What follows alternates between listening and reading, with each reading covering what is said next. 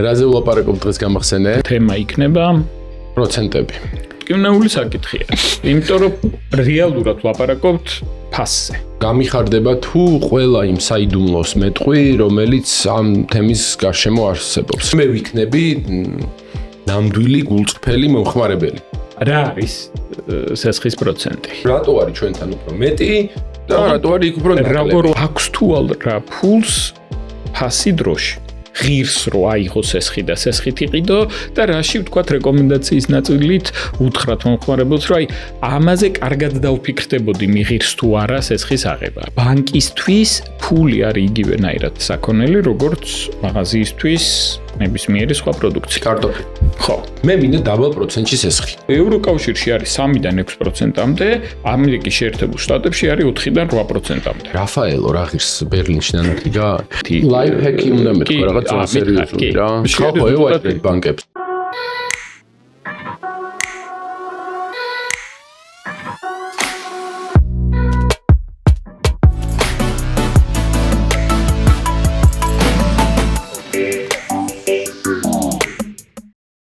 გამარჯობა გიორგი.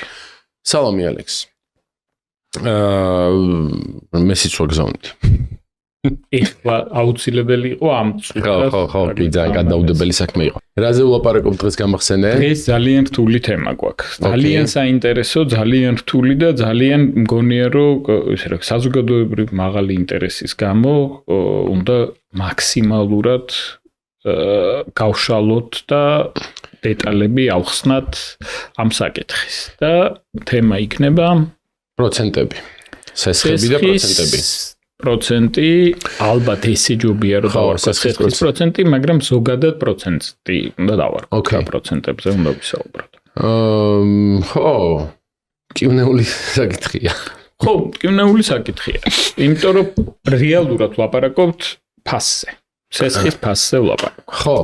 კაი თემაა, მე ვფიქრობ აქტუალურიც, დროულიც და გამიხარდება თუ ყველა იმ საიდუმლოს მეტყვი, რომელიც ამ თემის გარშემო არსებობს რა, იმიტომ რომ რაღაც ბურუსით მოცული ამბავია და მე ვიქნები ნამდვილი გულწრფელი მომხმარებელი. და იმედი მაქვს რომ ყველა კითხვას გავცემ პასუხს. კარგი. კარგი, მოდი მაშინ დავიწყოთ და პირველი კითხვა, რა არის სესხის პროცენტი? სესხი კი მაქვს. ამდენ პროცენტში გაქვს სესხი? 1000-ში. კაი. რა არის სესხის პროცენტი? ეს არის პირდაპირ მოგება ბანკის. ხო, ვიღაცის ჯიბეში მიდის. არა. მე ისე როგორი ანგარიში ხო როგორია შენ მითხარი მიდი და მე გეტყვი მე რა გამიგია რა არის პროცენტი ხო და მე გამიგია ეგეთი რაღაცა რომ ეს პროცენტი და მე ვიცი რომ საქართველოში შედარებით უფრო მაღალი პროცენტებია ვიდრე მაგალითად ჩვენთვის სასურველ ევროპულ ქვეყნებში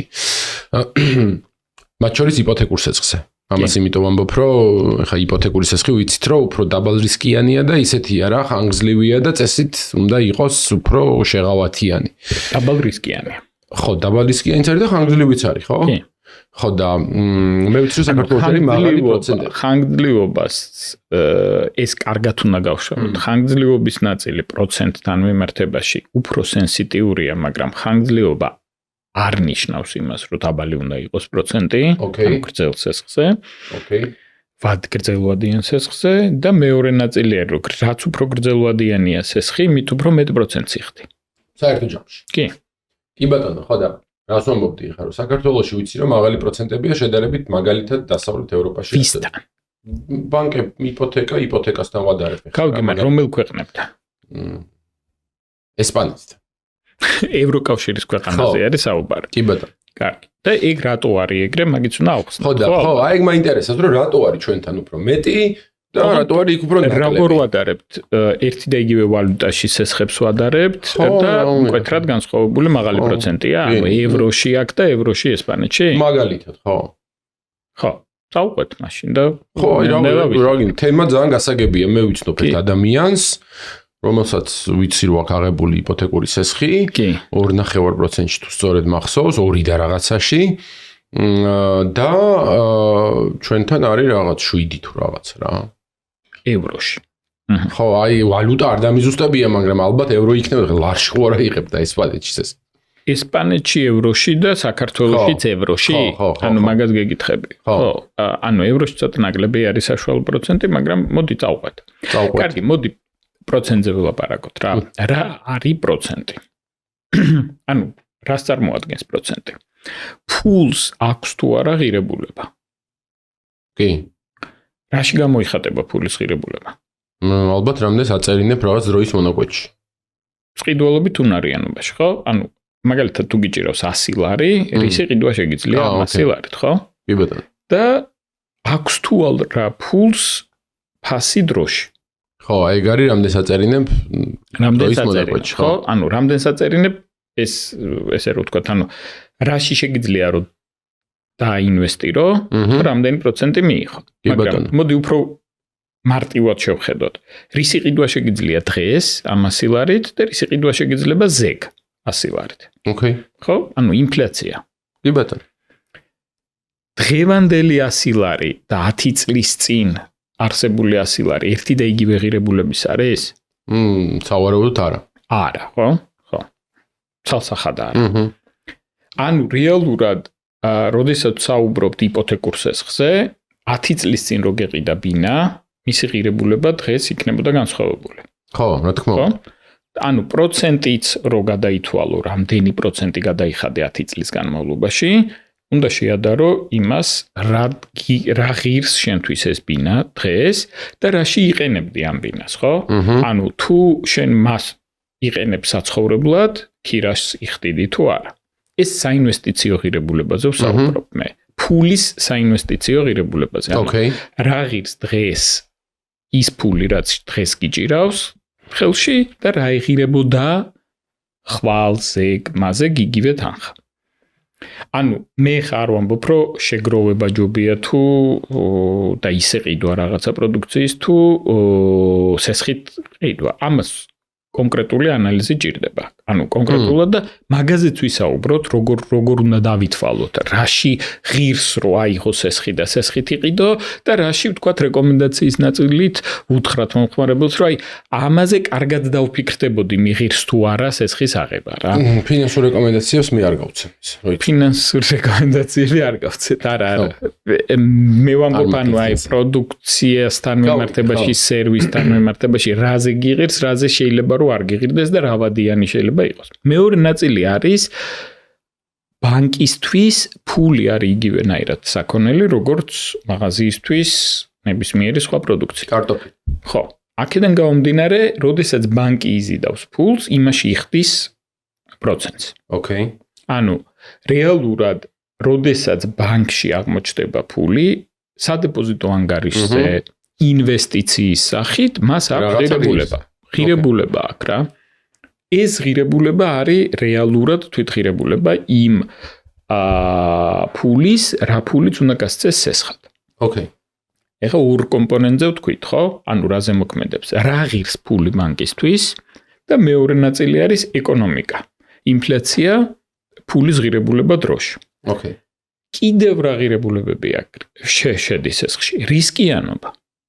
ანუ ნებისმიერი საკრედიტო პორტფელი, რომელსაც გასცემს ბანკი, იქიდან გარკვეული სესხები არ ბრუნდება. ვერ იხდიან მომხმარებლები და ეს არის რისკიანობა, ამ პორტფელის რისკიანობა არის, რომელიც ასევე პროცენტში შედის. ხშირად არის ხოლმე კითხვები, რომ მაგალითად იპოთეკურ სესხზე რატო არის უფრო დაბალი პროცენტი, სამხმარებლო სესხზე რატო არის უფრო მაღალი პროცენტი და კონკრეტულად მაგალითად ლარში რო ვთქვათ, იპოთეკური სესხები დაახლოებით 10%-მდე არის. ხოლო სამხმარებლო სესხები 16% არის რა. რატო არის? იმიტომ რომ იქით მხარეს რისკიანობა მაღალია ქიმას. არაუზრუნველყოფილი სესხებია, მოკლევადიანი სესხებია, რომელიც შედარებით მოკლევადიანი, რომელსაც unsecure, ანუ არაუზრუნველყოფილი დაუცველი სესხები არის და უფრო მეტი არის ვადაგადაცილებები, მეტი არის, ანუ რეალურად რო ვთქვათ, შეიძლება ცოტა კივნეულათაც კი აღიქვა, გადამხდელ უნარიანი ადამიანები იხდიან იმათ სესხებს, ვინც ხო, კი, ეგრე არის, იმიტომ რომ იგივენაირად არის, როგორც მაღაზიაზე ვისაუბროთ, ხო? რასაც ამბობდი, ხო? უჭებადი პროდუქციას თუ ყიდის მაღაზია, ფასში შესული არის იმ პროდუქციის ღირებულება, რომელსაც გადაყრის დღის ბოლოს. რესტორანიც, რასაც გადაყრის, შენ მეუბნები, რომ სესხის ფასი, ეგ პროცენტი, რომელიც მე წეღავ თქვი, რომ ბევრია თქო, შედგება 3 კომპონენტისგან. არა, კიდე არის კომპონენტი. მე-4-იც არის? კი, მიდია, მოგება. ხო, ნუ რაღაცა უნდა დაარჩეს. თუ მოგება არ იქნება თვითყოფადი სესხი, ხო, ანუ შინაარსობრივად თუ წაგებაზე იმუშავებს ბანკი, მოგება არ იქნება ბიზნესი. რა თქმა უნდა, ხო, ბიზნესი არის, ხო, უნდა თქვა, რომ მოგების წილიც უნდა იყოს, კი. ანუ შენ მეუბნები, რომ სესხზე რომ მე ვიხდი პროცენტს, რომელიც ბევრი მეჩვენება მე ძალიან. კი. მანამდე ვილაპარაკეთ მაგაზე. მაგაში შედის ერთი, რომ ეს ფული საიდანღაც მოიტანეს და იმაში რაღაცა აქვს გადახდილი. მეორე, რომ ეს ფული დროის განმავლობაში რომ გაჩერებულია, ანუ შენზე როა მოცემული ინფლაციის თემა და ღირებულება აქვს დროში.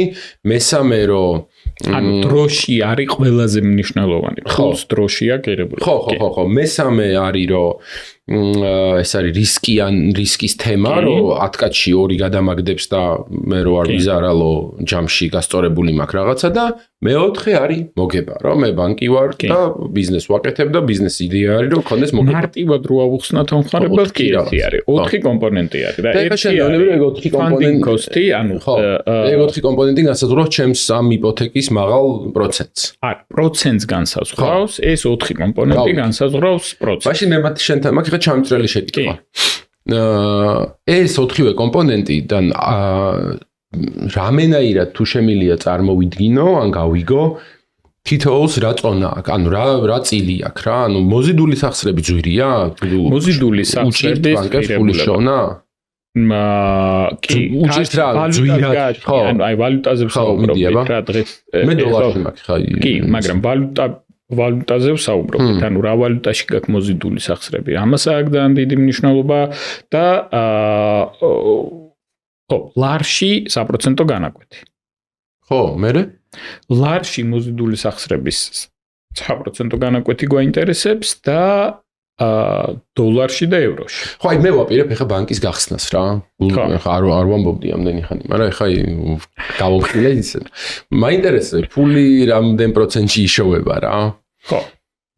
ძვირია, ანუ მაგას ვამბობთ, რომ საქართველოში მე რო ბანკი გავხსნა ძვირად მომიწევს ალბათ ფულის შოვნა, ხო? ლარის საბაზისო საპროცენტო განაკვეთი, მონეტარული პოლიტიკის განაკვეთი არის 8%. რას ნიშნავს ეს? ამოვია. ხო, ინფლაცია გვაქვს 4 და 2, რომელიც ახლა დაკორექტირდა შემცირდა. ანუ რეალურად რა არის მონეტარული პოლიტიკის განაკვეთი? ამაზეც ვისაუბროთ, მონეტარული პოლიტიკის განაკვეთის ში შედის თუ არა ეს ინფლაციის რისკი? კი შედის, ანუ რეალურად, როდესაც ჩვენ ვსაუბრობთ ამ პრემიუმზე, ფულის ღირებულება დროში პრემიუმზე, მასში შედის ეს ერთგვარად შედის ეს ნაწილი. ანუ რაც რომ მაღალია ინფლაცია, მით უფრო ძვირია სესხები, მაგას ამბობ? რა თქმა უნდა. ოკეი. მაგალითად თურქეთის მაგალითი რომ ხო, მან გამიგია რაღაც გიჟური ინფლაცია აქვს ბოლო წლებია, ხო? გიჟური ინფლაცია აქვს და მონეტარული პოლიტიკის განაკვეთიც არ აქვს დაბა. თურქეთში მონეტარული პოლიტიკის განაკვეთი არის 37%. რა ამბავია, ძალიან ძვირია. ხო, რუსეთში არის 16%. რუსეთის მაგალითი არ მაინტერესებს. არა, მე ვამბობ ერთ-ერთი უმაღლესი პროცენტების არის. თურქები შემეცოდნენ რა. ხო. ანუ ეგ ინფლაციამ გამოიწვია როგორც ხდები რა. ხო და ერთი კითხვა მაქვს, აი იპოთეკის მაგალითი ერთია, მოზიდული სახსრების თემა, ანუ დოლარი და ევრო საიდანაც მოაქვთ ახლა, ხო? ჩვენ ბანკებს სავარაუდოდ, მაგრამ ალბათ ანაბრებიც არის. დოლარ ვიღაც ქართველებსაც შეაქვთ, ხო? ლარს აქ შეულობენ ადგილზე, ნაწილი ალბათ ანაბრებიდან, ნაწილი ალბათ საიდანაც. ანუ უცხოეთიდან საერთაშორისო საფინანსო ინსტიტუტებიდან შეიძლება ვალუტა. ხო. ლარით შეიძლება, იმიტომ რომ გარკვეულ ინსტრუმენტებსაც იყენებენ, ანუ გალარების პროცესს იყენებენ, მაგალითად, ეროვნულ ბანკს ჰქონდა ერთი პერიოდი, შეთავაზება რომ შეგიძლია უცხოური ვალუტა მიგეცა ეროვნული ბანკისთვის და იგივე სახსრების ლარი გესესხა. ხო, ძვირიжდება ეგეც. ხო, პროცენტში გასესხებს რა. ხო და შენ რა მითხარი, ანუ full cost of goods გამოდის, ხო? ეს ჩვეულებრივ, კი. Cost of goods რაღაც x 8% თქვი, ხა შენ ლარზე.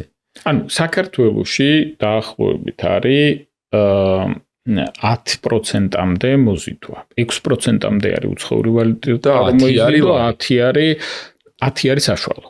ლარში კიდე მეცი ხდიან რა, ანუ მეტია კიდე უფრო მეტად. და აი ეს სპრედი სესხებსა და სადეპოზიტო პორტფელს შორის არის 4%. ანუ ეგრეს ნიშნავს ადამიანებზე მიხსენი. მოზიდულ სახსრების პროცენტი, ხო? და გაცემული სესხების პროცენტი. სხვაობა არის 4? ხო. რო გამოაკლო გაცემული სესხების პროცენტს. სადეპოზიტო პორტფელის პროცენტი გამოგივა 4%. ხო, რაღაც ახლა იმ თავში ამერია ყველაფერი. თუ ვისაუბრებთ მონეტარული პოლიტიკის განაკვეთზე, იქ 2-დან 4%-მდე, ანუ ძალიან რთულ, ახლა რო არ გავართულოთ რა, იმიტომ რომ ერთი გართულდება, მეორე მოსაწყენი გახდება. მე ვარ ჩვეულებრივი მომხმარებელი. და მარტივად მინდა რომ მიუდგე ამ საქმეს რა. რა არის ახლა მარსი მარტივის ამბავი? შენ როგორც ახლა დაშალე ეს ჩემი რაღაც დოლარში იპოთეკა 7 და რაღაც რა მაქვს რა. ოღონდ ისევ რო ავხსნათ რა. რისგან შედგება პროცენტი? პროცენტი შედგება თვითღირებულებისგან, ანუ ზუსტად აი ამის მოზიდული სახსრების პროცენტისგან, მეორე რისკისგან. ხო. რისკში შედის ის, რამდენი სესხია გადაუხდელი, რამდენად რისკიანი არის ესა თუ ის პორტფელი, რამდენად მაღალია ინფლაციის მაჩვენებელი. ეს შედის და მომგებიანობა ბანკის. ხო და მაგას ვამბობდი რა. მარტივად რომ მიუდგეთ, მე მინდა დაბალ პროცენტში სესხი. კი. მომეცით თუ შეიძლება დაბალ პროცენტში სესხი რა. მოდი თქვა დაბალ პროცენტში რო აიღოს ეს. ხო. რომელ ქვეყანას მიმართავდი? ევროკავშირს მეტყვი. აი რავი ეხა არ უზივარ ეგრე რა. 6% არის ევროკავშირში იპოთეკა? ანუ 3-დან 6%-მდე ეხა 2 და 3-ს რო ამბობ ეს არის ადრე და ტყუილია. ეხა ნუ რეალურად რო გითხრა მონეტარული პოლიტიკა. არა, არის ტყუილი კაცო, კაცი ვიცი სახელმწიფო როგორც დავასახელებ. მონეტარული პოლიტიკის განაკვეთი ევროში. ხო, ეხლა. შეიძლება. ხო, მაგრამ 2%-ზე მაღალია და შეიძლება იყოს, კაი, არა უშ. კი, 3-დან 6%-მდე არის. 3-ად თანახმაო. ხო. 3-ად, ხო? 3%. ხო. ეხლა მოდი ვთქვათ, რომ ევრო უნდა ჩამოიტანოს საქართველოში. ხო. ანუ ვინცაც შემოიტანს ევროს. ხო. საქართველოში. უღირს რომ 3%-ად შემოიტანოს. ანუ იგეუნება რომ 4.9. ანუ რეალურად მონეტარული პოლიტიკის განაკვეთი ან სხვა კოეფიციენტი პლუს რაღაცა მარჟა. მერე ჩამოიტანე. ეხა აქედან ეროვნულმა ბანკმა მოგაკითხა და გითხრა რომ აი მოზიდულ სახსრებზეო შენ ლიკვიდობა რო გქონდესო და ხვალ რისკი არ გაგიჩნდესო, ლიკვიდურ სახსრებში უნდა გააჩერო რაღაცა თანხავ და კიდე რეზერვად უნდა მოიტანო, იმიტომ რომ უცხოურ ვალუტაში კიდე უფრო მაღალი რისკი არისო ამასთან მიმართებაში. ანუ რეალურად 100 ევრო თუ მოიზიდე, იქიდან რაღაცა ნაწილი ლიკვიდობისთვის უნდა შეინახო, რაღაცა ნაწილი კიდე პირდაპირ ეროვნულ ბანკში უნდა განათავსო. ანუ რეალურად 100 ევროს ვერ განათავსებ. მოვაკელი ეს 25% გამოგივიდა რომ 75 ევრო. ანუ 75 ევრომ უნდა დაწეროს 100 ევროს შესაბამისი. კი, ანუ თუ 100 ევრო მოზიდული გაქვს, მაგალითისთვის თქვა 4.9%-ში, შენ 75 ევრო უკვე უნდა გასცე მინიმუმ 4.9%-ში, 4.9 დოლარი უნდა ევრო უნდა დააწერინო 75 ევროს, რომ რეალურად გადაფარო 0-ში რომ გავიდეს ეს თანხა. ეს ისევ ვართულია, ხო? ხო, კაი, ბაზარი არის. კი ბატონო, კაი, აი რაღაც, ანუ ეხლა ჩოჩხელასავით არის რა ეს. კონკრეტულ მაგალითზე ვილაპარაკოთ რა. ევროკავშირთან მიმართებაში რისკიანობა და რისკის დონე არის უფრო დაბალი. მეორე ნაწილი არის რომ ევროკავშირთან მიმართებაში უფრო დაბალია რისკის დონე, რას ნიშნავს? ევროკავშირში რისკის დონე სტაბილურობის ხო, ნუ გასწმული ქვეყანაა. საინვესტიციო რეიტინგები აქვს, რომელიც აიაფებს ამ ქვეყანაში ფულის შეტანას, საინვესტიციო ღირებულებას. ვიღაცები, ხო. ანუ და ამ ქვეყანაში რეალურად ევროსთან მიმართებაში ვოლატილობა, ანუ კურსის ცვლილებაც ნაკლებია. ბოლო პერიოდში კი ვერ ვიტყვით, რომ დოლართან მიმართებაში იყო, მაგრამ ბევრად უფრო ნაკლებია, ვიდრე ლარის იყო და ამასთან ერთად ევროკავშირისთან მიმართებაში ფულის მოზიდვა ევროში ხდება იმათი მონეტარული პოლიტიკის განაკვეთით, რომელიც 2.9%-ია, საქართველოში 8% არის. გამარჯობა შენ. კი, და ეხლა ეხა ევროზე ვილაპარაკეთ, მაგრამ მეორე საკითხია, რომ საქართველოში ყველაზე დიდი წილი მაინც ლარში არის. სესხების? კი, და ლარიზაციის პროცესიდან გამომდინარე ლარში სესხის აღება შეგიძლია მხოლოდ ლარში 750,000 ლარამდე თუ შემოსავალი არ გაქვს უცხოურ ვალუტაში. ხო და ეგ ეხა გავიგე სხვათა შორის ცოტა ხნის წინ. მე მახსოვდა რომ ეგ ლიმიტი იყო 200 თუ 250,000 ლარზე. ხო და თურმე ამასობაში რაღაცები შეიცვალა. 750,000. ხო ანუ ეხა მე სახს დოლარის სესხით ვეღარ იყიდი რა, ეგრე გამოდის. თუ 750,000 ლარზე მეც არიხებ. ხო, მე ძალიან დიდი იმედი მაქვს რომ 750,000 ლარიან ეს არ ავიღებ. თქვენ ხომ არ გინდა? რატო ამბობ მაგასაც რომ არ აიღებ? თუ გაქვს ჟელმოდური ადამიანი ვარ რა. მაგასაც ვილაპარაკეთ. კაი. მოდი ახლა ერთი წუთი და რეგიონთან მიმართებაში წავყვეთ მეთქი რა. პროცენტებთან მიმართებაში, როდესაც ვლაპარაკობთ, საშუალო პროცენტი საქართველოში 10-დან 13%-მდე, სომხეთში 9-დან 13%-მდე, აზერბაიჯანში 10-დან 14%-მდე. ანუ ერთ კონჩი ვარ ყველანი. თურქეთში 30-დან 50%-მდე, რუსეთში 12-დან 20%-მდე, მოლდოვეთი 8-დან 14%-მდე, რუმინეთი 6-დან 10%-მდე. ოღონდ რუმინეთი ევროკავშირის რუმინეთი კაია. არა, კარგი, მაგრამ ევროკავშირის ქვეყანა. ხო, ანუ აქედან დასკვნა ბულგარეთი 8%. ბულგარეთიც კაია. უნგრეთი 8-დან 12%-მდე. ანუ კვეთრად განსხვავებული არ არის მეთქი, მაგის თქმა მინდა რომ ანუ როდესაც საუბრობთ ჩვენს 9% განაკვეთზე და ძალიან მაღალია. ხო, ევროკავშირში არის 3-დან 6%-მდე, ამერიკის შეერთებულ შტატებში არის 4-დან 8%-მდე. ოღონდ ზუსტად ამ ევროკავშირზე ოღონდ ვლაპარაკობ გერმანია, საფრანგეთი, იტალია. ესე როცა ესე რომ მიყვები ახლა რა ამ ჭრილში მე არ მინდა რომ ან გავამართლო ან რაღაცა. უბრალოდ მინდა რომ პროცენტს ეს არის ღირებულება.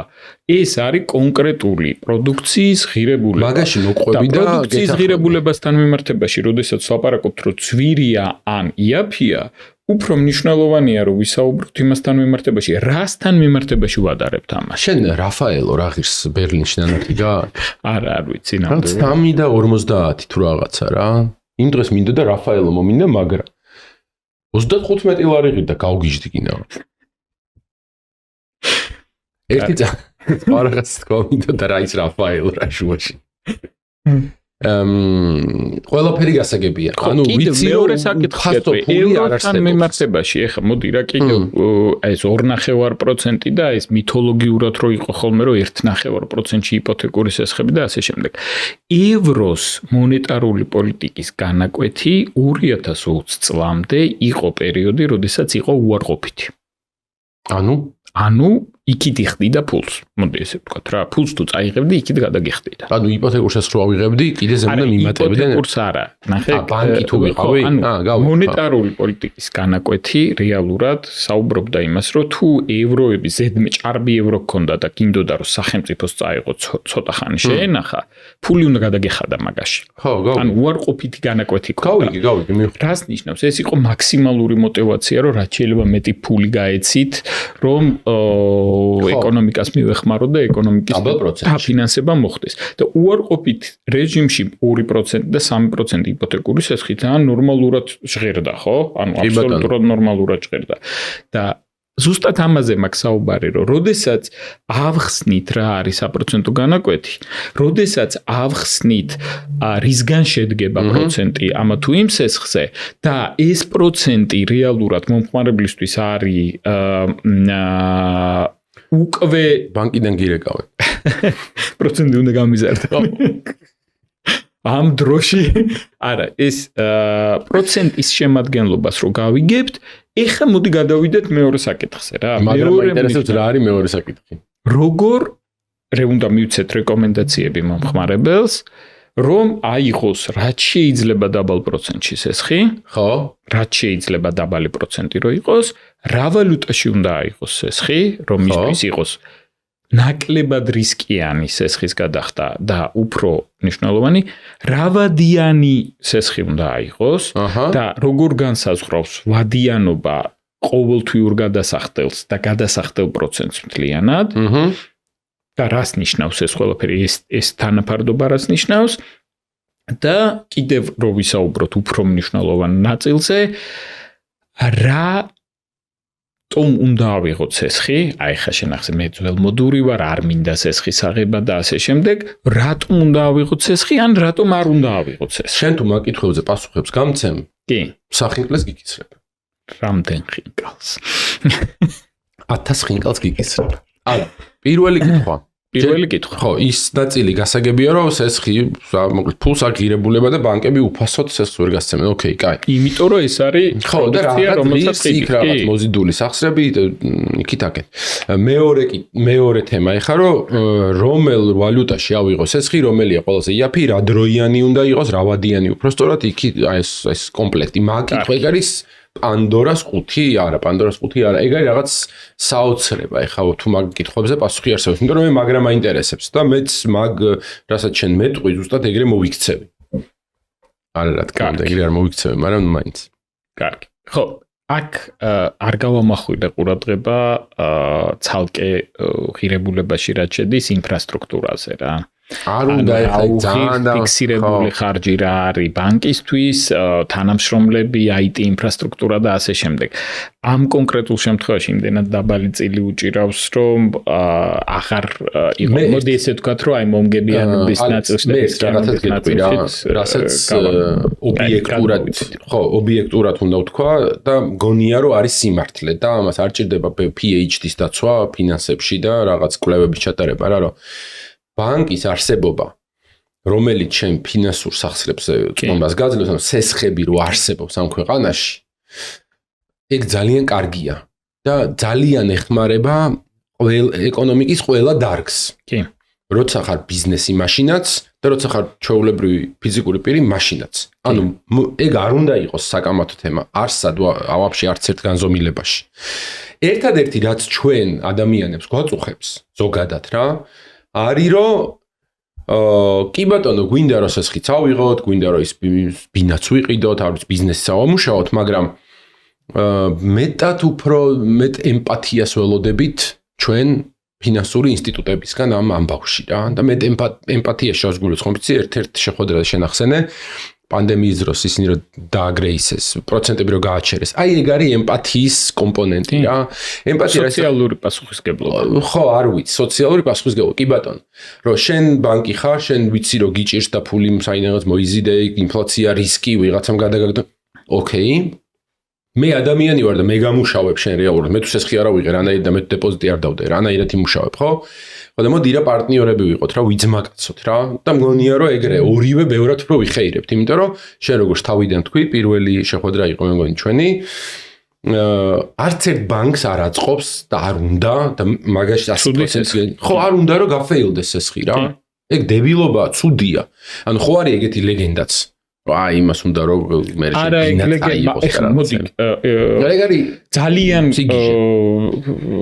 მოდი ესე ვთქვათ კრიტიკულ კითხვებზე გავცეთ პასუხი, რატოა პროცენტი მაღალი, არის თუ არა მაღალი პროცენტი, შევთანხმდეთ ამაზე, ზოგ რაღაცაზე ვერ შევთანხმდებით, ახლა იგივე საკითხთან დაკავშირებით, მოგწონს თუ არა საქონლის ფასი მაღაზიაში, ძალიან პირობითია რა და ზოგიერთ მაღაზიაში შეიძლება ძვირი ღირდეს, ზოგიერთ მაღაზიაში იაფი ღირდეს. აკეთებ თუ არა ამ განსხვავებას, მაგალითად, იმას რა ქვია, ადამიანის ფსიქოლოგიაზეც არის ხშირად დამოკიდებული ადარებ თუ არა, როდესაც შედიხარ და ყიდულობ მაგალითად 100-ს, ერთში 5 თეთრი ღირს, მეორეში 10 თეთრი ღირს და მიდიხარ თუ არა მეორე მაღაზიაში, რომ 5 თეთრი გადაიხადო 100-ში, მაგრამ თუ საუბრობთ მე მანქანაზე, რომელშიც შეიძლება პროცენტი იქ ორჯერ ძვირი ღირი დავაყენოთ, 100%-ით უფრო ძვირი ღირდა და მანქანაზე შეიძლება იარო მატერიალური ის არ არის რა. ხო, მაგრამ მაღაზი არის საუბარი, ხო, იგივეზე რომ ვისაუბროთ, რამდენი ადამიანი ვიცით ჩვენს გარემოცვაში, რომელმაც 6 ბანკი გადაამოწმა საპროცენტო განაკვეთთან დაკავშირებით და არა 2 და არა 1 და არა 1 ბანკიდან მიიღო და მე იწყებს საუბარს რომ მაღალი იყო საპროცენტო განაკვეთი. ზუსტად ამაზე მაქვს საუბარი რომ რამდენად შეაფასა კონკურენტუნარიანობა ბაზრის, რამდენად მოითმინა 1 საათით მეტი დახარჯა, 1 დღით მეტი დახარჯა, უფრო მეტი ისაუბრა, უფრო მეტი ივაჭრა. ხო, ივაჭრა ეხა მაღაზიებთან მიმართებაში თუ საუბრობთ ამაზე, ხო იგივე არის აქაც, ხო? რაც მე გამიკეთებია, მართლა გეუბნები, რომ აქ მოდი ვისაუბროთ, მაინც მნიშვნელოვანი არის, რომ ეხა ძალიან ისეთი ლაიფჰეკი უნდა მეთქვა, რაღაც ძალიან სერიოზული რა. რეკავ ერთ ბანკში, გეუბნებიან, რომ მოგცემ ამას და ამას ამდენ პროცენტში. მე რეკავ მეორე ბანკში, ისიც გეუბნება ამას და მე რეკავ პირველ ბანკში და ეუბნები, რომ ისინი ძმაო შენზე იაფად მაძლევენ რა, თუ გინდა რომ შენთან წამოვიდი და აკრიტ. რამდენჯერ შეგიძლია ეგ ოპერაცია ჩაატარა? რამდენი ბანკიც არის რა? 15-ჯერ. თან კონკრეტულ ბანკი შეგიძლია თქვა, აი აქ ეს. ხო, რა გაიგებს ახლა ის ან მაძლევს ან არ მაძლევს. არა, ნუ ხო, რაღაცა ზღვარი აქვს მაგასაც რა. კი, მაგრამ ნუ ვაჭრობა მოსულა, მაგას ვამბობ რა. ჩვეულებრივად როგორც მაღაზიაში არის რეზულტატი ბანკებს. კი, აუცილებლად. ეხლა მოდი ვთქვათ ვალუტებთან მიმართებაში, პირველი ვალუტებთან მიმართებაში. თუ შემოსავალი გაქვს ლარში და გინდა უცხოურ ვალუტაში რო აიღოს ეს. რაც უფრო დაბალი პროცენტი აქვს უცხოურ ვალუტაში სესხს და რაც უფრო მაღალი არის ლარში სესხი, მით უფრო მომხიბვლელად გვეჩვენება ხოლმე განსაკუთრებით იპოთეკურ სესხზე უცხოურ ვალუტაში სესხი ზუსტად. რა გულისხმობ? ნუ დოლარში მაქვს ეს. ხო, დოლარში გაქვს სესხი, შემოსავლის ძირითადი ნაწილი ფუნტ სტერლინგი. ლარში. ხო. ეხლა მოდი მანდ ვთქვათ, რა რისკის მატარებელია ეს? რა რისკის მატარებელია? თუ კურსი შეიცვალა, ხო. და დოლარის კურსი ლართან მიმართებაში უცბად გაიზარდა, ის მომენტალურად აისახება შენ ყოველ თვიურ გადასახდელზე და ცუდია ეგ. და შენ შეიძლება გადახდის უნარო გახდე. ნუ უნარო არა, მაგრამ ძალიან გაგიჭირდეს რა, იმიტომ რომ სხვა ეგეთი ეტაპი ჩემ ცხოვრებაში. მაყოფა უნდა მოიკლო, რომ კი, ანუ შეიძლება 200, 300, 400, 500 ლარით გაგიძვირდეს პეიმენტი ყოველ თვიურ. კი, ოღონდ ეს შეიძლება უკან დაბრუნდეს, ხო?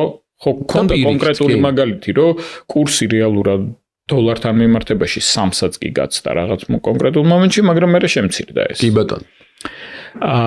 რამდენად შეგიძლია ამ რისკის კონტროლი შენ?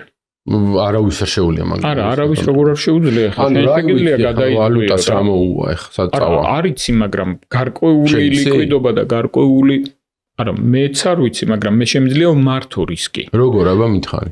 მაგალითისთვის, რამდენიმე თვის გადასახდელის დანაზოგი მქონდეს იგივე ვალუტაში და თუ რა არის ესეთი ადამიანები ალბათ არსებობენ კი ხო, მაგრამ ცოტა ესეთი ადამიანი. აქედან გამომდინარე, თუ შენ ვერ მართავ ამ ლიკვიდობას, ვერ მართავ სავალუტო რისკს, ვერ აპროგნოზებ, წინასწარ არ გაქვს აი ამისი საშუალება, რომ იმ ვალუტაში დანაზოგი გქონდეს, რომ მაგალითად 3-თვიანი, 4-თვიანი მოწდის პერიოდი გქონდეს.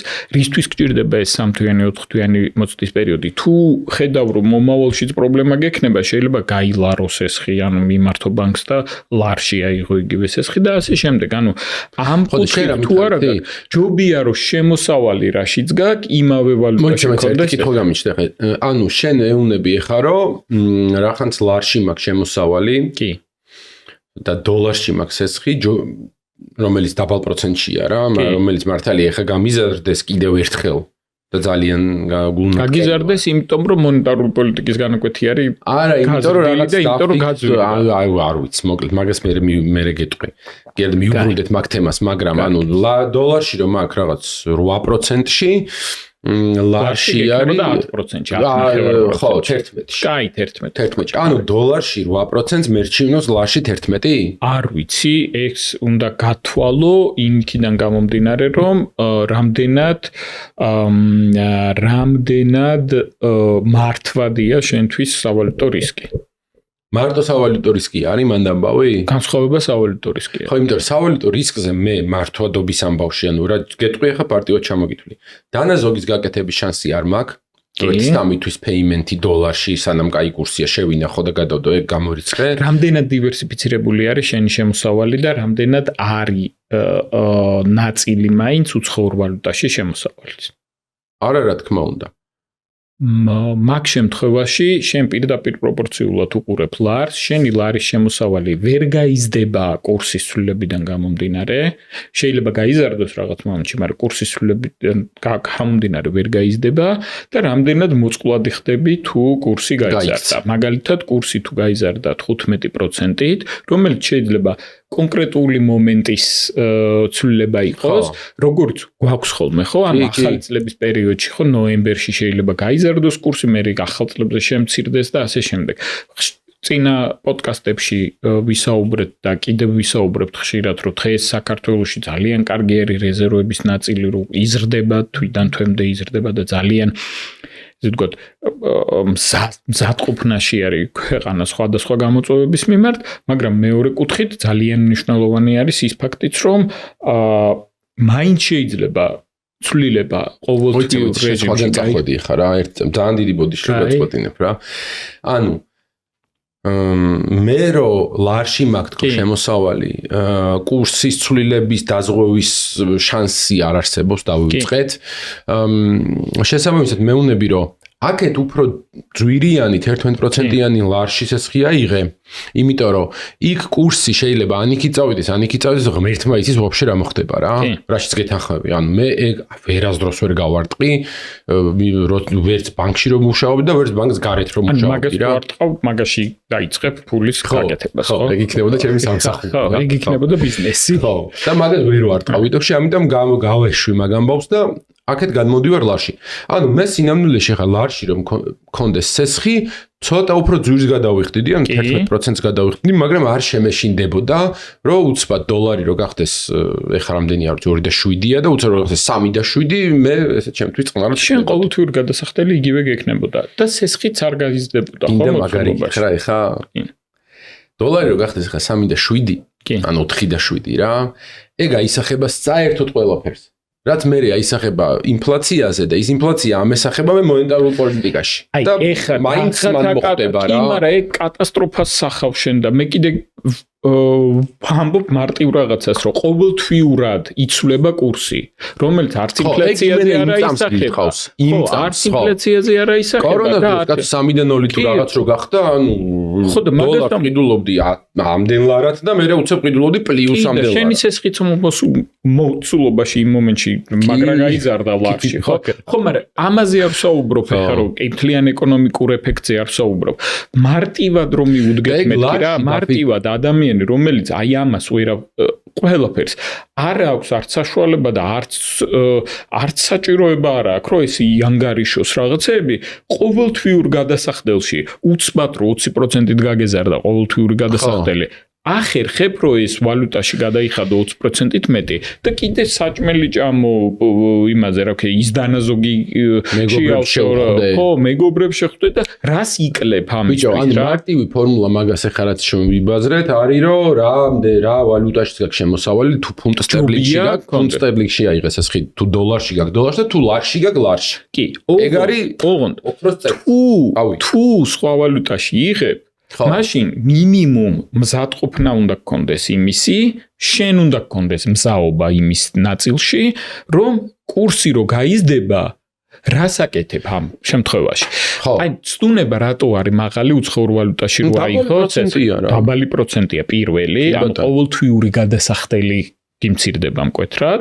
მეორე, რას უყურებ, ხო? ანუ უძრავი ქონება იყიდე და უძრავი ქონებისთვის აიღეს ესხი. და უძრავი ქონება ისე უკვლავინდებურად საქართველოში მაინც უცხოურ ვალუტაში იანგარიშა. ნუ ეგრე გეუნებიან რომ რეკავ ხარ აღირს ბინა, არავინ არ გეუნება რომ 757 ლარი გეუნებიან 100000 დოლარი. ხომ საბოლოოდ ხო ლარშია მისი ღირებულება. ამისი აღქმაც დაკარგული გვაქვს ხოლმე. რა ეგრე მოყვება რა, დოლარიანებიან რაღაცა ხო ევროში წავანგარიშა. ხო არა დოლარში კვადრატულ ფასსაც ყველა დოლარი, მაგრამ რეალობაში ხო ლარშია ისახება იმის ღირებულება. რეალობაში ხო ლარში აისახება იმის ღირებულება. ჩვენ ქვეყანაში არის ლარი ვალუტა და საბოლოო ყველაფერი ის მან. კი, მანდ არის, ხო? ანუ რეალურად თუ ვიანგარიშე დოლარში, მაგალითად, პანდემიის პერიოდის შემდეგ უცბად რო გაიზარდა ფასები, ისევ დოლარში ვიანგარიშე და ის რო კურსი შეიცვალა ლარში 3-დან 0-დან ჩამოვიდა და 2.7 გახდა კურსი, ამანაც რო გაზარდა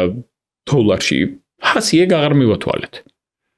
რეალურად ლარში იანგარიშებოდა, ხო? იმიტომ რომ უძრავი ქონების ფასიც იანგარიშება პრაქტიკულად. პირველ წარმოებლები ანუ ვინც აშენებს იმათთვის ლარში იანგარიშება და საბოლოოდ ანგარიშობ აი ეს ხო, დავასრულე საკითხიც. ესეც twin-ში ყოველთვის გვაქვს ხოლმე ასახული. მანქანის ფასებიც ვთქვათ, მანქანის ფასებიც ხო ევროში და დოლარში ანგარიშება. კი, ეგ რაღაც ისა გვაქვს. იმიტომ იმპორტირებული პროდუქტი არის, მოდი ეს. ულტურად ეგრე ჩამოყალიბდა. და აქედან გამომდინარე ეს კიდე გაძლევს ცდუნებას იმასთან მიმართებაში, რომ შენი საქონელი რაც იყიდე შენ ამ სესხით, ისიც დოლარში არის და ეს ვითომ უფრო მეტ მზაობას გაძლევს, მაგრამ პირველი რაც მომხმარებელმა უნდა გაითვალისწინოს უცხოურ ვალუტაში, როდესაც იღებს სესხს, უნდა გაითვალისწინოს, რამდენად იმოქმედებს ყოველთვიურად კურსის ცვლილება მის ყოველთვიური გადასახდელზე და რისი მოკლება მოუწევს მას. და არის თუ არა ამისთვის მზად. მოკლედ რო ვთქვათ რა, ანუ ჩვენ ადამიანები ინდივიდუალურად ყოველთვის როცა ვიღებთ ვალდებულებას, სესხს უცხობთ, მეტად უნდა დავფიქრდეთ რა. გაცნობიერებული უნდა გქონდეს რას ვაკეთებ. ხო, რაღაცა ერთინამ. ის ერთი აი მოდი მანდ თქვათ, მაშინ მითითებები მანდაც უთხრათ. ის ერთი ურბანული ლეგენდა რომ სესხი არ უნდა გქონდეს მაო და სესხის გარეშე ძველი თაობის ხალხზე რომ ლაპარაკობდით რა, რომ სესხი შეაგროვე და ისე იყიდე ბინა. შეაგროვე და ისე აღარ მინდა. 10 წლის მერე ხო. ხო, მაგრამ 10 წლიან სესხზე ვილაპარაკოთ რა, 10 წლის წინ რა ღირდა ბინა. მოდი რიცხვებზე არ ვილაპარაკოთ. 10 წლის წინ რა ღირდა ბინა, ღირდა თუ არა მაშინ რო აგეღოს სესხი? ხო. გეყიდა ეს ბინა და დღეს რა ეღირებოდა იგივე ბინა. ხო და რას გეუნები ნახე. 2016 წელს რა ღირდა ბინა? არა, საოცრება არის ხო ვილაპარაკეთ. ხო და ანუ ღირდა მაშინ სესხის აღება თუ აი 10 წელი შეგვეგროვებინა და ეხა ვიყიდით ბინა? მე უბრალოდ არის ერთი ეგეთი რაღაცა სუბ ჯგუფი, პატარა ჯგუფი, რომელიც მაგაზს ლაპარაკობს, მაგრამ ასევე არსებობს მეორე კატეგორია ადამიანების, რომლებიც მაგალითად სესხებს და ეგეთ ვალდებულებებს იღებენ ნაკლებად დაფიქრებით რა. ეგ ხო უკვე ეს. ეგეც არსებობს, ეგეთი ჯგუფიც არსებობს და ეხა აი რაც რესტორანში გადასახდელად ფულის აიღოს სესხი. ხო. არა იყო ხო ინტერნეტ სესხები ანუ ონლაინ სესხები არსებობდა რომელსაც იღებდნენ 300 ლარს იღებდნენ იმისთვის რომ რაღაცა და სერვისი ადვილად იხარჯება რა გასაკუთრებით პირველ მომენტში და უნდა დაფიქრდე რა რომ ეს დასაბრუნებელია, საფიქრალია, გასააზრებელია და ეხლა რას ვლაპარაკობთ ვალუტასთან დაკავშირებით, შემოსავალთან დაკავშირებით და გაიაზრო ეს ყველაფერი. ეს არის რაღაც ცნობიერების ნაწილი. კაი, ოკეი, შევთავაზეთ. ეხლა კიდე ერთი თემა არის. სამომხმარებლო სესხი არის ძვირი. კი. ეგეც მაწუხებს. რატო არის სამომხმარებლო სესხი ძვირი? მინდა რომ იყოს იაფი. კარგი. თუ შეიძლება გამოიაფეთ. კაი, მოდი, ეხლა იაფზე და ძვირზე ვილაპარაკოთ რა. კონკრეტულად გეტყვი 2-3% რომ მოვაკლოთ თუ შეიძლება. სამომხმარებლო სესხებს, კონკრეტულ პროდუქტებს კონკრეტული პროცენტი აქვს. სამომხმარებლო სესხების რისკის დონე არის ბევრად უფრო მაღალი. პირველი არ აქვს უზრუნველყოფა. ხშირ შემთხვევაში საკრედიტო ბარათები კიდევ უფრო ძვირი არის. მობილურის განვადებები კიდევ უფრო ძვირი არის. ხო, ტექნიკის, ხო, მობილურს იმიტომ ამბობ, რომ ხო, მობილურზე ლაპარაკობთ ზეღა. ხო, კი, და ხო, მობილურის განვადება კიდევ უფრო ძვირი არის და გადახდის ანუ რისკიანობა განაპირობებს მაგას რომ უფრო ძვირია. იმიტომ რომ პირდაპირ ხალხი არ აბრუნებს მაგას. პროპორციულად ესე არის. მეორე ნაწილი არის, რომ ეს არის მოკლევადიანი სესხები და აი აქ შეგვიძლია ვთქვათ, რომ ინფრასტრუქტურის ფასი უფრო მეტი არის, იმიტომ რომ უფრო მეტი ჩართულობა ჭირდება ბანკს, რაც უფრო მეტი სესხი გადის. მაგალითად, 1 წლის განმავლობაში თუ ეს სესხები გაიცა და დაიფარა 100 წალი, იპოთეკური სესხი გაიცა სულ 2 წალი, 3 წალი, ანუ ეს პროპორცია დაახლოებით. ხო, პროპორცია ეგ არის. ანუ 100-თან მიმართებაში პროპორციას ვამბობ, იმიტომ რომ 2 მილიონი სამომხმარებლო სესხი გვაქვს და 130,000 იპოთეკური სესხი გვაქვს. ეგრეა, იბეთო. ხო, ანუ ეს პროპორცია არის რეალურად. მართლა ეს პროპორცია არის. არ ვაჭარბებ, უბრალოდ ეს პროპორცია არის. რეალურად იქ ინფრასტრუქტურის ხარჯი კიდევ მეტი არის, ანუ მაგიტომ ვამბობ, რომ იპოთეკურ სესხებზე თუ არ შემომაქვს ინფრასტრუქტურის ხარჯი, იმიტომ რომ იმდენად პატარა წილია. სამომხმარებლო სესხებში ძალიან დიდი არის. აი ეგ კომპონენტები, ხა იქ რისკიანობა, იქ საოპერაციო ხარჯი, იქ მოგების კომპონენტი, იქ თვითონ cost of goods, ანუ ფულის ღირებულება, რაც მოაქვთ ამათ. კარგად არის განაწილებული აი ეს რო წააკინძული, რო წარმოიდგინო რა, ანუ მარჟები როგორ არის აზის ერთმანეთს? ისევ გულწრფელად რო გითხრა, აქედან გამომდინარე უნდა ვთქვათ, რას ვედრებით. რავი. სხვა ქვეყნებს უნდა შევედაროთ, ხო? ხო, შევედაროთ. რამდენია ეს სპრედი საქართველოში და რამდენია ეს სპრედი სხვა ქვეყნებში. სხვაობა, ხო, ანუ მოზიდულ საფრთხებსა და ვინმე შევედაროთ, რა ვიცი მე, ხა ევროკავშირი ანუ პროცენტები გითხარი, რეალურად გითხარი პროცენტები, რამდენ პროცენტში არის საქართველოში სესხები და რამდენ პროცენტში არის უცხოეთში სესხები, ახლო უცხოეთში, შორს უცხოეთში, მაინც და მაინც რო არ შევედაროთ ყველაზე განვითარებულ ქვეყნებს სასურველი იქნება. აი არგენტინის მაგალითი რო ავიღოთ. არგენტინას მაღალი პროცენტები აქვს, იმიტომ რომ ინფლაცია ძლივს და არეგულირებს. ყველაზე ცუდი ვარიანტი იყო. მაგიტომ მოვიყვანე რომ არგენტინა გინდა უარესი შემთხვევით აი ესეთიც გვაქვს. მაგრამ ავიღეთ ის ქვეყნები, მაგალითად ევროკავშირის რუმინეთი ავიღეთ, ბულგარეთი ავიღეთ, უნგრეთი ავიღოთ კიდევ სლოვაკეთი. ავიღოთ სერბეთი ავიღოთ ალბანეთი. აღმოსავლეთ ევროპა, ბალკანი. ანუ რომელიც კანდიდატები არიან გავს საქართველოს, ხო? გავს, ხო? იქაც ესე არის 9%, 12%, 7%-იც არის, აი მაგალითად სლოვაკეთში 7%-ია. ევროკავშირის ქვეყნები სლოვაკეთი არის ევროკავშირის ქვეყანა, აქედან გამომდინარე ემტყანელობთ ევროკავშირის საპროცენტო განაკვეთით. კიდე და ევროზონაში არის თუ არა, მაგიც არის ძალიან მიღირებული, იმიტომ რომ მაგალითისთვის რო ვთქვათ, რუმინეთი არ არის ევროზონაში და მისი საპროცენტო განაკვეთი მოიცა ძალიან შორს დაგვიყვანს და ეხლა დროში ვართ შეზღუდულები რა. სპრედზე ვილაპარაკეთ, ხო? ხო, სპრედზე ვილაპარაკეთ, სპრედი სიტყვა არ მომწონს, ვთქვათ სხვაობა, უფრო ადამიანურია. და სხვაობა არის იგივე, რაც არის მათ შორის ევროკავშირის ქვეყნებში. გავიგე. და აბსოლუტურ პროცენტზე გეუნები რა სხვაობაზე. ანუ საქართველოში თუ სხვაობა არის 4%, ევროკავშირში არის 3%. შენ რა მითხარ იცი? აი მაგ ქვეყნებში ხა სლოვაკეთის მაგალითს ახსენებდი და რუმინეს თუ უნგრეთს თუ რაღაც. შემოსავლებიც იგივენაირად არის როგორც აქ ჩვენთან. დაახლოებით, კი. არა მგონია. მანდ კი არა საშუალო შემოსავალი ამ ქვეყნებშიც იგივეა და ასევე შემიძლია გითხრა რომ პორტუგალიაშიც კი დაახლოებით მსგავსი არის. პორტუგალიაში და საქართველოში და სომხეთში და აზერბაიჯანში ერთნაირი შემოსავალია. სომხეთში ცოტა განსხვავებული მდგომარეობა, აზერბაიჯანში უფრო მაღალია. GDP per capita, ანუ თლიანში და პროდუქტი არ ვიცი. ხო, არის გრძნობა, მაგრამ ეგრე არის რა, ხო. ეგრე არის. იცი რა არის, მანდ ცუდი არის რაღაცაში იქნება საიდუმლო GDP per capita ბევრად უფრო მაღალია პორტუგალიაში, მაგრამ შემოსავლის ნაწილში როდესაც ვითვლით საშუალო ხელფასს მაგალითად, ხო? ხელფასს ვინც იღებს იმეებს ვითვლით. ხო, რა თქმა უნდა. და ხელფასს ვინც იღებს იმ ადამიანებს რო ვითვლით, იმათი წილი არის ხოლმე ხშირად ნაკლები მთლიან მოსახლეობაში. ჩვენთან. კი.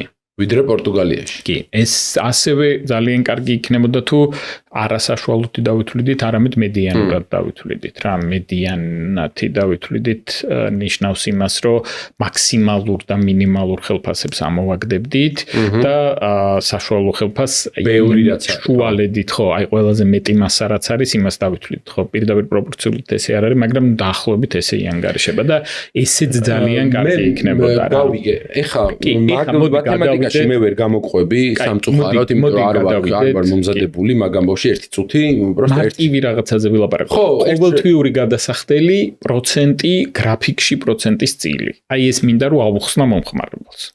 შენ აუხსენი. ავუხსნი, ოღონდ კითხები გესმის თუ არა რაზე არის მაგ. გამიგია, კი, მაგრამ გამიხარდება თუ კიდევ ერთხელ მეტყვი და ისე. კი, ყოველთვიური გადასახდელი თუ ნაკლები მაქვს. ხო. ეს ნიშნავს რომ დაბალი პროცენტი გაქვს. არა, ვაფშე არა. პირდაპირ პროპორციულად არა. რატო არ ნიშნავს? იმიტომ რომ ვადაში რამდენს იხდი ხო, აჩნია, ხო? რა თქმა უნდა. ოღონდ ერთი და იგივე ვადიანი თუ არის ესხი, რა თქმა უნდა პროცენტი მოქმედებს ყოველთვიურად რამდენს იხდი. მაგრამ ერთ ადამიანს თუ 5 წლიანი სესხი აქვს და მეორე ადამიანს 15 წლიანი სესხი აქვს, ყოველთვიური გადასახდელი შეიძლება ორჯერ განსხვავებული იყოს, იმიტომ რომ მაგალითად 100,000 ლარიანი სესხი გაქვს 12%-ში. ყოველთვიური გადასახდელი გექნება 15 წელზე 1200 ლარი, 5 წელზე 2200 ლარი. ანუ თითქმის ორჯერ მეტი გექნება ყოველთვიური გადასახდელი, მაგრამ საბოლოოდ 15 წლიან სესხზე ანუ იმას მალე დაფარავ 216,000 ლარს, ცოტა პროცენტს გადაიღე. ჯერ მეტს და კიდე უფრო მეტს და 5 წლიან სესხზე გადაიხდი 136,000 ლარს. კი შემოძმო, მართალი ხარ. ხო, რატო ვიღებთ მაშინ 15 წლიან სესხს? ძალიან მარტივად გეტყვი. ხო, payment-ი არის პატარა. 5 წელი ვთქვით, მაგრამ არა, ეს payment-ია პატარა კაცო. ბიზნეს სესხებთან მიმართებაში ზუსტად იგივენაირად მუშაობს. სამწლიანი სესხი, რა 5 წლიანი თქმა უნდა, სესხი. მაგდენ ფილოსოფია ხანგრძლივ სესხებს ვიღებთ იმიტომ, რომ payment-ი არის უფრო ცოტა. კი. თუმცა იმ payment-ში 1000 ლარში თუ რას თქვი წეღან რა, 1200. პროცენტი არის დიდი. მაგრამ ესე ჩემი ლოგიკა და ესე მუშაობს რა, რომ მოდი ეხა ცოტა გადავიხადო ყოველთვე მირჩევნია და დიდი ხანი და მე რაღაცა ღმერთი გადმომხედავს. ვიდრე ეხავე შეუვარდე წელში და 7 მაგი გადავიხადო, მაგრამ 5 წელიწადში მოვკლა ეს სესხი რა. მაგალითად ვიძახი. კი, მაგრამ ძირითადად 15 წლიან სესხს რაზე იღებ? იპოთეკურ სესხს. ხო, იასე ხო, უბილური გამოდებას ხო არ ვაკეთებ 15 წლიან. ანუ შენ რო არაკეთებ, ხო, შენ რო არაკეთებ ეს ძალიან ისეთი ის არის, რა ქვია, ძალიან პირობითი არის, იმიტომ რომ გვაქვს ხო შემთხვევები, როდესაც ადამიანი იღებს სესხს მანქანის საყიდლად, და მე მეზის ვერას ხავს. არა, ეს ეხა ძალიან გთხოვ ამაზე ნუ ვიხუმრებთ. ანუ მანქანის სესხს აიღებს და ბინას დააგირავებს. როგორ? მანქანის სესხს აიღებს და ბინას დააგირავებს. რომ მანქანის სესხი აიღოს და უზრუნველყოფა ჩადოს ბინა. იმიტომ რომ 10 წლიანი იყოს სესხი და ასე შემდეგ და ცოტა მოუწევს. აი მან მინდა რომ თქვა რომ ანუ ყოველთვიური გადასახდელი ცოტა რო არის, მაგრამ დიდი სესხი როდესაც გაქაღებული, ის საბოლოოდ აისახება რომ ერთიანობაში პროცენტის სახი ძალიან ბევრს გადაიხდი. კი ბატონო. ეხლა პასუხისგებლიანი დაკრედიტების ნაწილში, იგივე სოციალური პასუხისმგებლობის ნაწილში იქნება თუ სხვა ნაწილში, რამდენად ტკივნეულია, როდესაც სესხს არ გაძლევენ, შე რო გინდა და რო არ გაძლევენ. ხო, მაგრამ აქ არის გარკვეული წესები რა. მაგალითად, მანქანის სესხი შეიძლება იყოს მაქსიმუმ 5 წლიანი, საუნხმარებლო სესხი, რომელსაც უძრავი ქონება აქვს უზრუნველყოფა 10 წლიანი, იპოთეკური სესხი შეიძლება იყოს 20 წლიანი. საუნხმარებლო სესხი კიდევ უფრო ნაკლები ვადით. ანუ ეს ვადიანობები ზუსტად იმისთვის არის განსაზღვრული, რომ შენ არ აიღო სესხი, მობილური სესხი 10 წლიანი. რომელშიც გადაიხდი 100 მობილურს. ხო, დაახლოებით რა, იმიტომ რომ მაღალი რისკია პროცენტი. ხო, მაგრამ ხო, დღეში თუ დაითვლი კიდე რაღაც თეთრები გექნება გადასახდელი, მაგრამ ხო, კიდე iPhone 27 დღეში 50. ეს არის უკვე სისტემურად განსაზღვრა, რომ აქეთ ამხრიდანაც გეუნებიან, რომ არ თქვენმა ხალხმა იფიქრა მაგაზე რა, მაგითაც მადლობელი. არა იყო ეს ნაწილი რა. აქედან გამომდინარე, ყოველთვიური გადასახდელი, როდესაც ცოტა გაქვს, მაგრამ ბინა იყიდე, ბინის ღირებულებაც ერთი ნაწილი არის, რომ იზრდება, მეორე ნაწილი არის, რომ ბინარისთვის იყიდე. ან საცხოვრებლად შიგნით, ან უნდა გექირავა, ხო? ანუ ალტერნატივა რა იყო? უნდა წასულიყავი და იქირავო ეს ბინა. ყოველთვიური პროცენტი ფარავს ამ ქირას თუ არა. დასათვლელია ეხა. ძირითად შემთხვევაში ფარავს თუ არა. ხო, ანუ ამასი ანგარიშო. პროცენტი კი არა, payment-ი ესე შეხედე. ხო, მანდ ოღონდ სამართლიანები უნდა ვიყოთ. payment-ი არა, პროცენტი. ზუსტად ამას ჩემ შემთხვევაში ხა მაგალითად მან პროცენტზე ვილაპარაკოთ ანუიტეტური გრაფიკი, როდესაც გაქვს, როდესაც ყოველთვიურად ერთი და იგივე თანხას იხდი, რაც უფრო გრძელვადიანია სესხი. ხო. თავში პროცენტის წილი არის უფრო დიდი. ერთზამი. ბოდიში. ანუიტეტი უკვე ძალიან ჩახლართული სიტყვაა. ყოველთვიურად ერთი და იგივე თანხას იხდი. ხო, მაგრამ წეღარას წამოვდი იმას დავუბრუნდი, ანუ მე რო იპოთეკა ავიღე და ყოველთვე მიწევს payment-ი, ჩემი მაგალითი რო გავიხილოთ ახლა, მე რამდენსაც ვიხდი payment-ში დღეს, რომელიც შედგება პროცენტისგან და ძირის გარება, ეგ ეყოფოდა ჯამში დღევანდელი რეიტებით, ანუ ფასებით ნორმალური ბიზნეს დაქირავებას. კი. ოღონდ ჯამში რაც გამოდის.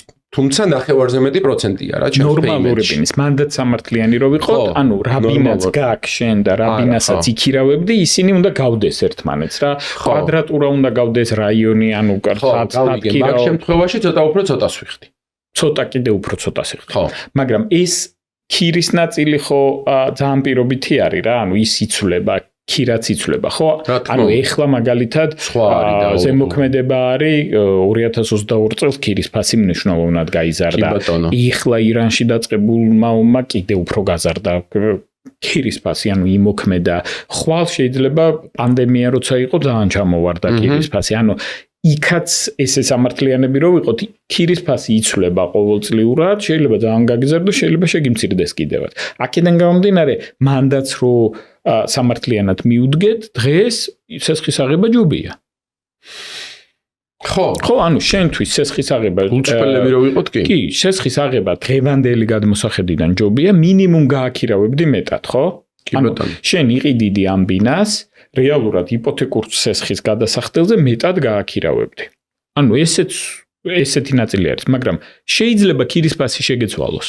ანუ მან რისკის მატარებელი არის ეს ყველაფერი და უნდა იანგარიშო მაგ რისკიც რა, მაგ კუთხით. ამიტომ, როდესაც გრძელვადიან სესხზე ვსაუბრობთ, იპოთეკური სესხის შემთხვევაში არის ეს მომგებიანი, რომ გრძელვადიანი იყოს და 10 წლის და 15 წლის თავზე ორჯერ მეტი რო გადაიხადო.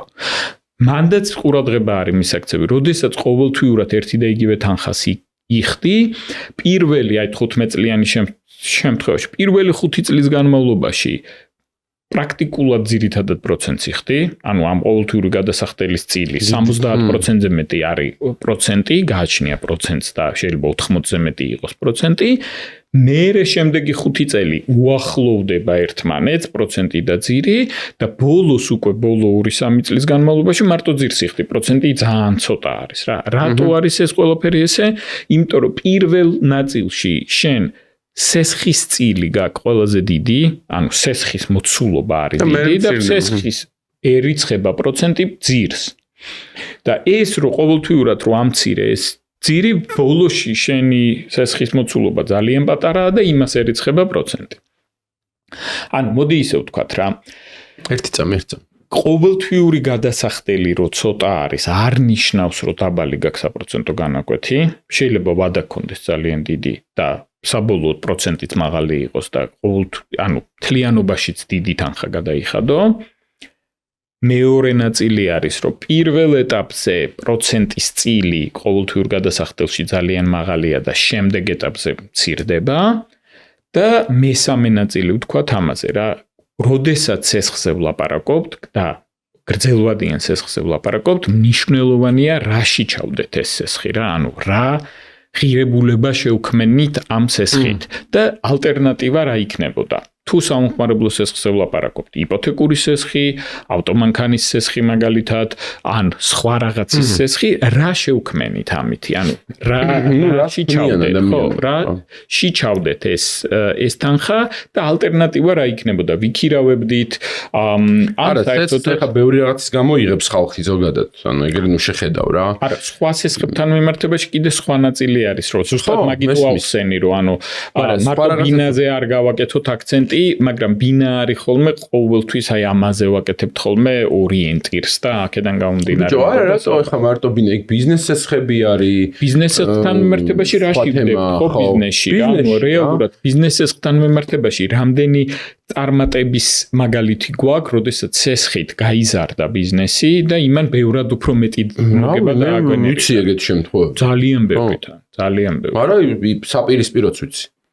ხო, მაგრამ პროცენტული მაჩვენებელი არის, ხო, რომელი უფრო წარმატებულია. ბიზნეს სესხების 95%-ზე მეტი არის ორდინალური სესხები, რაც ნიშნავს იმას, რომ ბიზნესმა აიღო სესხი და გადაიხადა უკან. კი ბატონო, ერთ წამს სხვა რაღაც ვამბობ რა, ანუ როგორც ფიზიკური პირი მომხმარებელი, ხო, ვიღებ სხვადასხვანაირ სესხებს რა, ანუ იქ ტექნიკას ვყიდულობ, სახლს ვყიდულობ, სახლს ვაწყობ, ვანახლებ, არის რემონტს ვაკეთებ.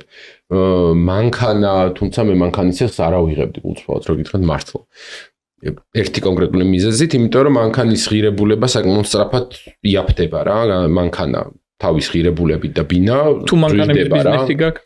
არა, ეგ უკვე ბიზნეს სესხია, თუ მანქანების ბიზნესი გაქვს კი. საერთო ჯამში ბევრი რაღაცის გამო შეიძლება აიღოს სესხი. კი. მიწა შეიძლება იყიდო. და მიწის ღირებულებაც საკმაოდ კარგად იზრდება, ну გააჩნია ადგილმდებარეობას და ისე სწრაფად არა როგორც უძრავი იქნება სახლი, მაგრამ იზრდება მაინც ტენდენცია ეგეთი აქვს. და კიდე მილიონი რაღაცა რა, ანუ ესე ვერ მიყვები. მაგრამ საბოლოო ჯამში მაინც არის რომ არ უნდა დაგვავიწყდეს, მე ესე წარმომიდგენია, რომ დაფიქრება არის საჭირო. კი. მე არ ვიცი ხა გულწრფელად რო გითხრა, რამდენი ადამიანი ჩემს გარშემო, ეგრეთ წოდებული household-ი ჩვენებურად რა არის? ოჯახი? ოჯახი ხო? ხო.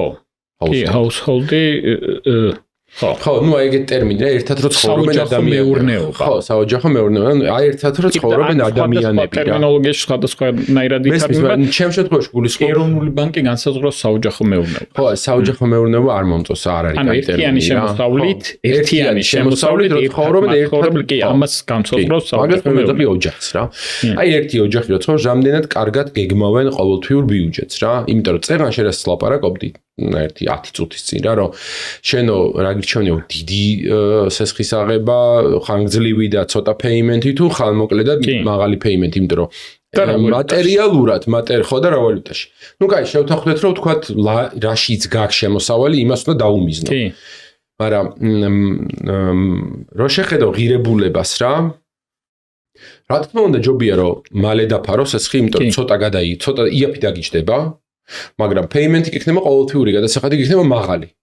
ხო და ეგ ყოველთვიური გადასახადი რაც გექნება არის X-ი, თქვა 1000 ლარი.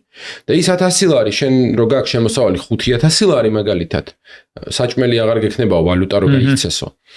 უნდა ჩასვა რა შენ ყოველთვიურ ბიუჯეტში, ანუ რამდენს ხარჯავ და რამდენი რჩება ვაფშე შეგილია იმ 1000 ლარის გადახდა? მარტო ანუ ესე ბრმად ხო არ უნდა შეხედო რომ არ ვიცი 5000 ლარი მაქვს ხელფასი და 1000 ლარი მოდის ესხში გავუშვათ. არ არის ეგრე. შეიძლება 5000 გაქვს შემოსავალი და 6000 ანუ ის 6000-ის ხარჯი გაქვს ისედაც. ისედაც 6000-ის ხარჯი გაქვს. კოსტი მეტია რა. აი ეგ ბიუჯეტის გაკეთება ჩემი აზრით რა საკომპენსირებ ამ სესხს. ხო, არა, უნდა თქვა რომ აი 5 წელი ძმაო მოვიკლებ რა, აღარ დავლევ კაპუჩინოს იმის რძით, რა ქვია, ნუშის რძით. პირობითად ვიძახი რა. არის ბიუჯეტირება არის. მაგას ვამბობ რომ ადამიანებმა და მე არ ვიცი თქო რომ ჩემ გარშემო ბევრი აკეთებს მაგას. მე ვაკეთებ. და საკმაოდ რთულია, გულწრფელად რო გითხრათ. რთული ის კი არის, ციფრების ჩაწერა კი დისციპლინა უნდა რა, ანუ როცა გეზარება უნდა დაждდე და გააკეთე, მაგრამ არა და ყოველთვიურას უნდა იანგარიშო მე რა, რამდენი, ხო, მაგის საშუალებასაც გვაძლევს ახლა ინტერნეტ ბანკი თუ ბარათიდან ხარჯავ მეტნაკლებად რო დაგიანგარიშოს. იმათონ. და სხვადასხვა AI გამოვიყენე, მაგრამ ბავშვი ძალიან კარგად ამ ცოტა ხნის წინ, მაგრამ ერთს მაგას არ გადაუხვიოთ. ხო. მაგას არ გადაუხვიოთ ერთს. რის თქმა უნდა იცი რომ შევაჯამოთ, მე რა გავიგე ხა ჩვენი საუბრის დასაწყისიდან საუბრის ბოლოს რა. საუბრის დასაწყისში მე გითხარი რომ სესხები არის ძვირი, ექსპრედი სხვაობა, ეგ ყველაფერი ჩემთვის გასაგებია, მაგრამ მე როგორც მომხმარებელი რა, მაინც ვიძახი რომ მირჩევნია და ბუნებრივია რომ მირჩევნია, საქონელია, ხო და მირჩევნია რომ მანქანა ვიყიდო იაფად. კი.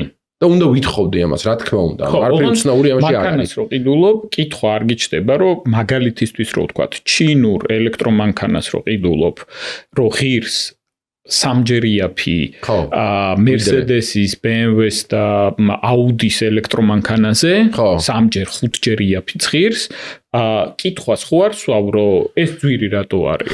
ხო არ სვავ კითხვას, ამ კითხვას ეს კითხვა ხო არ გიჯდება, იმიტომ რომ ამას ღირებულება აქვს უფრო მაღალი. ზუსტად იგივენაირად არის აქეთ ამ ხარესაც რა. სესხის ღირებულებას აქვს თვითღირებულება, ინფრასტრუქტურა, როგორ მოგაწოდა, რამდენად ჩქარა მოგაწოდა, მეორე საკითხი, რამდენად რისკიანი იყო ესა თუ ის სესხი, რამდენად ხელმისაწვდომი იყო. აქვე ვიკითხე, ხო? რამდენი ადამიანი იცი, რომელმაც 6 ბანკში, 7 ბანკში მოიკითხა სესხის პროცენტი და მე გადაწყვიტა რომელში აიღო, ხო? აქ ვაჭრობის ელემენტი შემოიტანე. ამიტომ მოდი შემაჯამებლად რომ ძალიან რო არ გაგვიგრძელდეს. პირველი პროცენტზე როდესაც ვიწყებთ საუბარს, რა შემადგენლობა აქვს პროცენტს? შემადგენლობა აქვს მოზიდული სახსრების პროცენტი, ანუ funding cost-ი. მეორე ნაწილი არის რისკის ღირებულება. აქვე გქონდა რომ რისკის და funding cost-ში შედის ინფლაციის, ანუ რეალურად ფულის ღირებულება დროში, ეს შედის ამორში, ინფრასტრუქტურის ნაწილი და მოგება. კი ბატონო. ხო? ანუ ინფრასტრუქტურა იპოთეკურ სესხებზე ამოვაგდეთ, მაგრამ სამხარებლო სესხებზე, მოკლევადიან სესხებზე ძალიან დიდი ნაწილი არის. პრობლემა არ მაქვს მაგასთან დაკავშირებით. და მოგების ნაწილი რა. მეორე შევადარეთ საპროცენტო განაკვეთები რეგიონთან მიმართებაში და ჩვენი მეტნაკლებად მსგავს ქვეყნებში და დიდი განსხვავება პროცენტში არ არის. არ არის დიდი ხო, მე არ დამგუგლიე, მაგრამ ნახავ.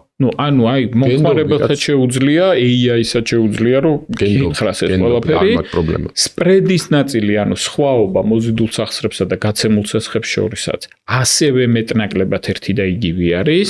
ანუ პროცენტის სიძვირეზე, როდესაც ვლაპარაკობთ, მნიშვნელოვანია, რომ სამართლიან ქვეყნებს შევედაროთ და არ შევედაროთ იმ ქვეყნებს, რომლებიც, არ ვიცი, ჩვენზე წინ არიან. არა, წინ არიან, სტაბილურობის ხარისხი, მოლოდინების ხარისხი. გერმანიაში ხო ზუსტად დაუმიზნოთ იმას, გერმანიას რა.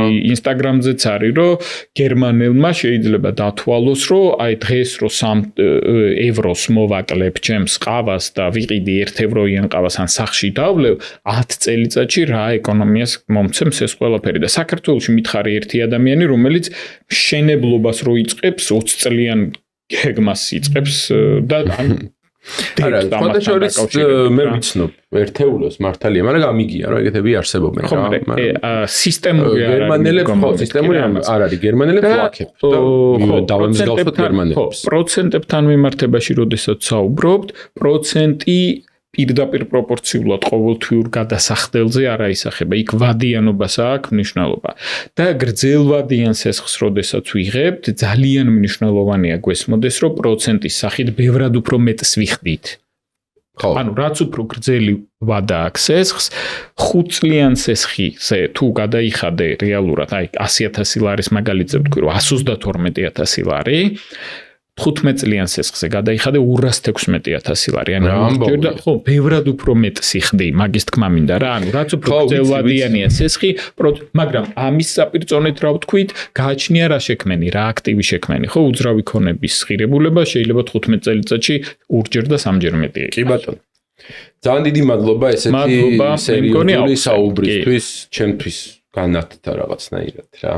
ხო, მე მგონია, რომ მნიშვნელოვანი არის ამაზე საუბარი და მივაწვევი, რომ ყოველთვიური ბიუჯეტის გაკეთება ფინანსური სტაბილურობის კუთხით არის ძალიან მნიშვნელოვანი. ამაზე უნდა ვიღაც მნიშვნელოვანი არის და ამასთან მიმართებაში მე ამას კიდევ უფრო მეცაც დავამატებდი საშემოსავლოში რამდენს იხდის ადამიანი, ალბათ მოქალაქეების ძალიან პატარა პროცენტმა იცის. არა და რეალურად ეს საშემოსავლო მისი ხელფასის ნაწილი არის, მისი ხელფასიდან გადახდილი ფული არის და რიგი ქვეყნები არის, რომელიც ჯერ ანგარიშზე ერიცხებათ ეს საშემოსავლო და მე ხდება ბიუჯეტში გადარიცხვა და არის ქვეყნები, სადაც თვითონ ანგარიშობენ საშემოსავლოს და წლის ბოლოს ვალდებულება აქვს, რომ გადაიხადოს ეს საშემოსავლო და ანუ ამ კუთხითაც მნიშვნელოვანი არის ბიუჯეტზე, როდესაც ბიუჯეტირებაზე, როდესაც დავიწყებთ ლაპარაკს, აქაც მნიშვნელოვანი არის, რომ ამაზეც გავამახვილოთ ხოლმე ყურადღება, რომ ბევრი რაღაცა ცნობიერების ნაწილია, მომხმარებლის ცნობიერების ნაწილია. კონკურენციასთან მიმართებაშიც ვისაუბრეთ, რომ შეგიძლია რომ ივაჭრო პროცენტზე და არა მარტო პროცენტზე, კიდე რაღაცები აქვს. მანდ ვთქვით, რომ პროცენტზეც, ვადიანობაზეც, კი, ყველა საკომისიოზე საპროცენტო განაკვეთთან დაკავშირებით ვისაუბრეთ, ხო, მომხმარებლებს უთხრათ ასევე, რომ პროცენტზე უფრო მნიშვნელოვანი ეფექტური საპროცენტო განაკვეთი არის, რომ ეფექტური საპროცენტო განაკვეთი შეადარეთ, იმიტომ რომ პროცენტი არ შეადაროთ, ეფექტური საპროცენტო განაკვეთი უნდა შედარდეს, იმიტომ რომ ის მოიცავს საკომისიოებს, დაზღვევებს და ასე შემდეგ. ყველა სხვა ხარჯს, რომელიც შედის საზღვაოს ხარჯი ხსენებია წელს სხვადასხვა. კი, იმიტომ რომ მაგალითად იპოთეკურ სესხებთან მიმართებაში ზოგან არის დაზღვევის ვალდებულება მოთხოვნილი, ზოგან არ არის ყველგან მოთხოვნილი, ესე ჩემთლი. აი, ზუსტად იგივე ჩვენ ვთვლით, რომ ჩვენ ვართ გაცნობიერებული გვაქვს ყველაფერი და ბევრი ადამიანი ჩვენს გარშემოც კი, რომლებსაც აი მინიმუმ ჩვენთან აქვს წვდომა და ჩვენ შეიძლება გკითხოს ან ბანკს შეუძლია რომ ყოველდღიურ რეჟიმში ემუშაოს, მათთანაც კი ჩდება ხოლმე ესეთი ინფორმაციული ვაკუუმები რა. კი ბატონო, ძალიან დიდი მადლობა. მადლობა პირიქით. წარმატებებს გისურვებ. დღეს ისე არა, ისე არაფერი რა, ამოჭრეს. ძალიან საინტერესოა თქვენთან საუბარი ბატონო გიორგი და ასევე. ველოდები სულ მოვთმოთ შემდეგ სერიას. მადლობა და გავიმშვიდობო თქვენ მგონი მაყურებლებს და დიდი მადლობა. ნახვამდის. მადლობა.